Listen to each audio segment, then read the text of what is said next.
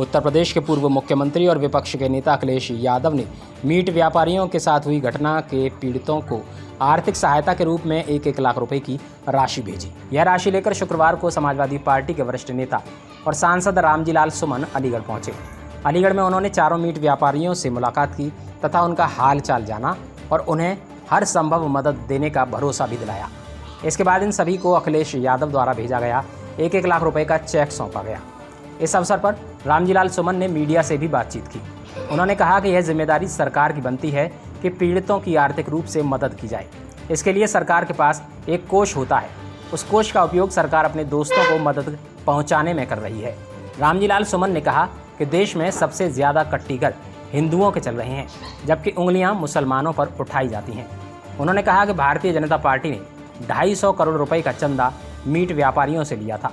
वहीं दूसरी तरफ भारतीय जनता पार्टी हिंदू और मुसलमानों को आपस में बांटना चाहती है। कांवड़ यात्रा में दुकान और ढाबों पर नेम प्लेट लगाने के सवाल पर रामजीलाल सुमन ने कहा कि भाजपा सरकार ने हमेशा ही बांटने की राजनीति की है, जबकि देश की आज़ादी में हिंदू और मुसलमान दोनों का बराबर सहयोग रहा था। उन्होंने कहा कि भाजपा सरकार का सांप्रदायिक चेहरा अब सबके सामने आ रहा है। 4 मुस्लिम नौजवानों को जिनके पास लाइसेंस था, ये कह के गौतशी कर रहे थे, उनकी निर्मम पिटाई की है। खुदा जाने वो कैसे बच गए। बेहद परेशान थे, हम उनको देखने आए थे।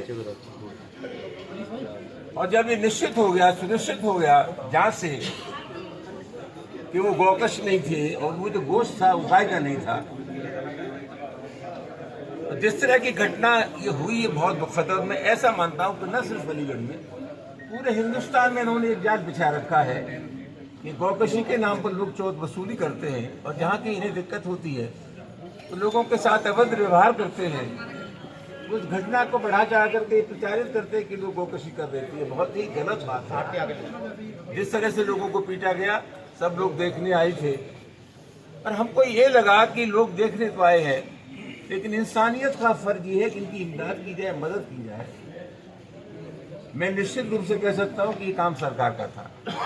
प्रधानमंत्री का विवेकाधीन कोष होता है, मुख्यमंत्री का विवेकाधीन कोष होता है, और उस विवेकाधीन कोष का मतलब होता है कि कोई मुसीबत में परेशान है, कोई प्राकृतिक आपदा से मरा है, तो उत्तर प्रदेश के खजाने से वो दौलत गरीबों को दी जाए। लेकिन मुझे ऐसा लगता है कि ये जो बीजेपी की सरकार है, उसकी जो ज़हनियत है, उस खजाने में पीडीए के लिए कोई जगह नहीं है। वहाँ जो दौलत है वो दौलत अकलियत के लोगों के लिए, पिछड़े लोगों के लिए, दलितों के लिए नहीं है, सरमाएदारों के या उनके मित्र संगठनों के लिए वो दौलत है। ये एक पैसा सरकार ने नहीं दिया।